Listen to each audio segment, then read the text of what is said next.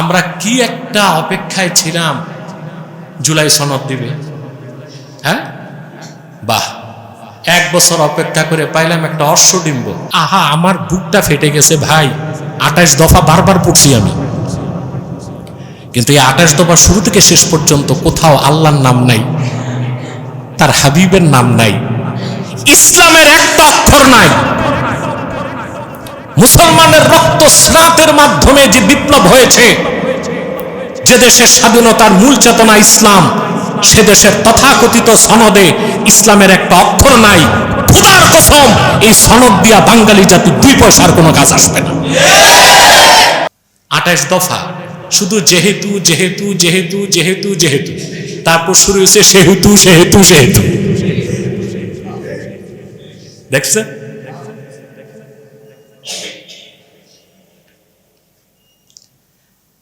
আমি বারবার শুধু পড়লাম 28 দফা যেহেতু আর সেহেতু, এবংও আছে বহুবার। এটা কি আলী রিয়াজ লেখছে কিনা আমি জানি না, তো বাংলা ভাষার জ্ঞানের যথেষ্ট অভাব আছে এটা বোঝা গেছে। একটা জাতীয় সনদ আমরা তৈরি করলাম, সংবিধান সংশোধন হবে, সব ঠিক, সংস্কার হবে, সংবিধানে পরিবর্তন কিছুটা আসবে, কিন্তু এমন কোনো গ্যারেন্টি কেউ নিতে পারবে পরবর্তীতে চরম সংখ্যাগরিষ্ঠ কোনো গভর্নমেন্ট এগুলো চেঞ্জ করতে পারবে না? এই গ্যারেন্টি কেউ দিতে পারবে? তো বোঝা যাচ্ছে। আমি একটা ঘটনা আপনাদেরকে হাদিস শরীফ থেকে শোনাইতাম না, খুব বেশি বেশি শোনাইছি গত বছর। হযরত ওমর রাদিয়াল্লাহু তাআলা আনহু তিনি একদিন হাসতেছেন, তো সাহাবায়ে কেরাম জিজ্ঞেস করলেন, হুজুর কথা নেই বার্তা নেই হঠাৎ হাসতেছেন কেন? বলে, জাহিলি যুগের একটা কথা আমার মনে পড়ছে। বলে, কিরকম কথা? বলে, আমরা যখন ইসলামের নিয়ামত থেকে বঞ্চিত ছিলাম, আমরা কতটা নির্বোধ ছিলাম। কুন্না নাসনাউ সানামাম বিল আজওয়াহ সুম্মা নাকুলুহু, আমরা খেজুর দিয়া মূর্তি বানাইতাম। কি দিয়ে? খেজুর দিয়া মূর্তি বানাইতাম, তারপর এটাকে চুমা দিতাম, শ্রদ্ধা করতাম, মাথায় রাখতাম, ইবাদত করতাম, তাজিম করতাম, সম্মান করতাম, ক্ষুধা লাগলে খেয়ে ফেলতাম। খেতে আর সমস্যা হইতো না, কারণ ওটা বানানো হইতো কি দিয়া? খেজুর দিয়ে। আমাদের দেশে যারা ভাস্কর্যগুলো ভাঙছে, যদি আটা দিয়া বানাইতো যদি খাইতে পারত, অন্তত গুলগুলা বানায় খাইতে পারত। এগুলো বানাইছে রড সিমেন্ট দিয়া।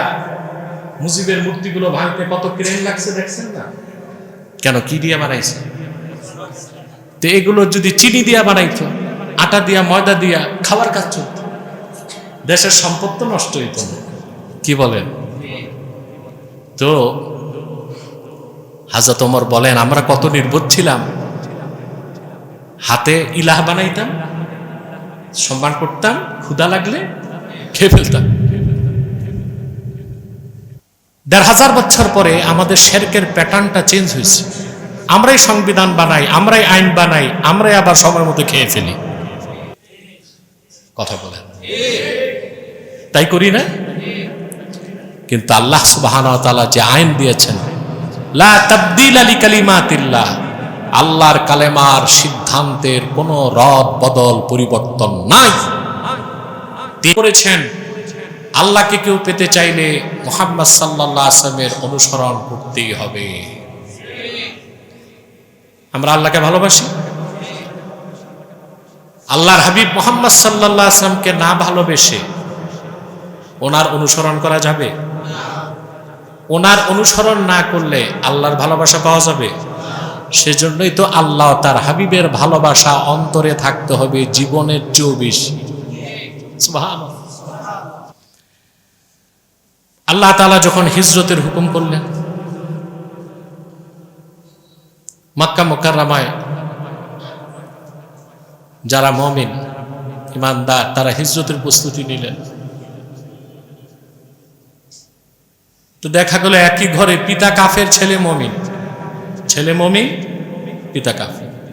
এখন হিজরত করার মানে হচ্ছে মক্কা থেকে বাড়িঘর সব ছেড়ে চলে যেতে হবে মদিনাতুল মুনাওয়ারায়।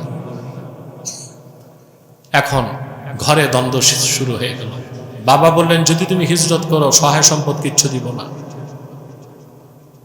স্বামী স্ত্রীকে বললেন, স্ত্রী স্বামীকে বলল, তুমি যদি হিজরত করো মক্কা থেকে মদিনা মুনাওয়ারায় চলে যাও, তোমার সাথে কোনো সম্পর্ক থাকবে না। পুত্র পিতাকে বলল, যদি তুমি হিজরত করো বাবা, তোমার সাথে আমার সম্পর্ক থাকবে না। আল্লাহ তাআলা তখন কোরআন কারীমের আয়াত নাযিল করে বললেন, ইয়া আইয়ুহাল্লাযীনা আমানু লা তাত্তাখিযু আবাআকুম ওয়া ইখওয়ানাকুম আউলিয়া ইন ইসতাহাব্বুল কুফরা আলাল ঈমান। শুনে রাখো মুমিনগণ, তোমাদের পিতাগণ, তোমাদের ভাইগণ, আত্মীয় স্বজনগণ যদি ঈমানের উপর কুফরকে প্রাধান্য দেয়, তাদের সাথে তোমাদের কোনো সম্পর্ক নাই, তাদেরকে তোমরা বন্ধু বানিও না। অর্থাৎ সন্তান তুমি যদি মুমিন হও, পিতাকে ছাড়ো, পিতা তুমি সন্তান ছাড়ো, স্ত্রী তুমি স্বামী ছাড়ো, স্বামী তুমি স্ত্রী ছাড়ো। সব কিছুর উপর ঈমান, আল্লাহ তার হাবিবের আনুগত্যের উপর কিছু থাকতে। সবাই চলে গেলেন হিজরত করে, কিছু লোক হিজরত করলো না। আল্লাহ তখন আবার কোরআন কারীমের আয়াত নাযিল করলেন, قل إن كان آباؤكم وأبناؤكم وإخوانكم وأزواجكم وعشيرتكم وأموال اقترفتموها وتجارة تخشون كسادها ومساكن ترضونها أحب إليكم من الله ورسوله وجهاد في سبيله فتربصوا حتى يأتي الله بأمره والله لا يهدي القوم الفاسقين। আল্লাহ চূড়ান্ত ঘোষণা দিলেন, প্রিয় হাবিব মুহাম্মদ সাল্লাল্লাহু আলাইহি ওয়াসাল্লাম, যারা রক্তের সম্পর্ককে প্রাধান্য দিল, আমার হুকুম আপনার হুকুম মানল না, হিজরত করল না, আপনি বলে দিন, তোমাদের পিতৃব্যগণ, তোমাদের ভাই ব্রাদারগণ, তোমাদের সন্তানগণ, তোমাদের প্রতিবেশীগণ, তোমাদের স্ত্রীগণ এবং তোমাদের অর্জিত সম্পদ এবং সেই ব্যবসা যার ক্ষতিটাকে তোমরা ভয় করো, এবং তোমাদের সুরম্য বাড়িগুলো যেগুলো তোমরা প্রচণ্ড মহব্বত করো, এই সব কিছু যদি আল্লাহ রসুল মুহাম্মদ সাল্লাল্লাহু আলাইহি সাল্লাম এবং জিহাদ ফি সাবিলিল্লাহর চেয়ে তোমাদের কাছে প্রিয় হয়ে থাকে, ফাতারাব্বাসু আই ইনতাজিরু, অপেক্ষা করো, হাত্তা ইয়াতি আল্লাহু বিআমরিহি, আল্লাহ তার হুকুম নিয়ে উপস্থিত হবার আগ পর্যন্ত, তার মানে আল্লাহর পক্ষ থেকে কেতাল, জিহাদ, সেই হুকুম চলে আসার আগ পর্যন্ত তোমরা অপেক্ষা করো। ওয়াল্লাহু লা ইয়াহদিল কওমাল ফাসিকিন, আল্লাহ তাআলা কখনোই পথভ্রষ্ট বেদিনদেরকে হেদায়েত করেন না। তাহলে সহায় সম্পদ, বিত্ত বৈভব, পরিবার পরিজন, এমনকি নিজের জীবনের চেয়েও বেশি ভালোবাসা রাখতে হবে আল্লাহর জন্য, তার হাবিব মুহাম্মদ সাল্লাল্লাহু আলাইহি ওয়াসাল্লামের জন্যে, এবং সর্বাবস্থায় আল্লাহর দ্বীনের স্বার্থে জীবন উৎসর্গ করতে প্রস্তুত থাকতে হবে। এই অনুভূতি, এই টেন্ডেন্সি যতক্ষণ পর্যন্ত আমার আপনার অন্তরে না আসবে, আমরা লেবাসের মুসলমান হইতে পারবো, হাকিকতের মুসলমান হইতে পারবো না। কথা বুঝতেছেন? এতগুলো মানুষ ডিঙ্গে আসার দরকার কি তোমার? যেখানে জায়গা পাও বসে যাও। কথা খেয়াল করতেছেন?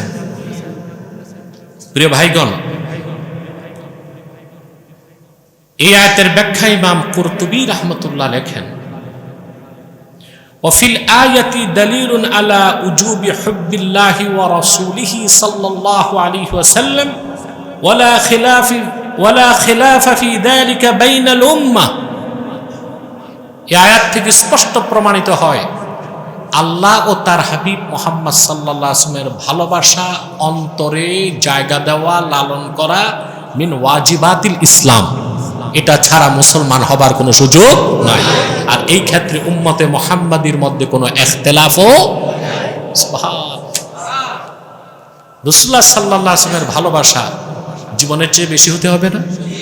মুখের দাবি ঠিক আছে, কিন্তু আমরা দেখা যাচ্ছে আল্লাহ তার রাসূল সাল্লাল্লাহু আলাইহি ওয়াসাল্লামের আদর্শ ইত্তেবা আনুগত্য বাদ দিয়া আমরা কেউ আছি দল প্রীতিতে, কেউ স্বজন প্রীতি, ঠিক কিনা, কেউ দুনিয়াদারি, রাজনৈতিক আদর্শ আমাদের কাছে বড় হয়ে গেছে। সেজন্য ইসলাম বিরোধিতা করতে আমরা কুণ্ঠিত হই না, দ্বিধাবোধ করি না, গায়েও লাগে না, ঠিক কিনা। বলছিলাম যে কথাটি বলছি, বলেছি, বলবো, যতক্ষণ পর্যন্ত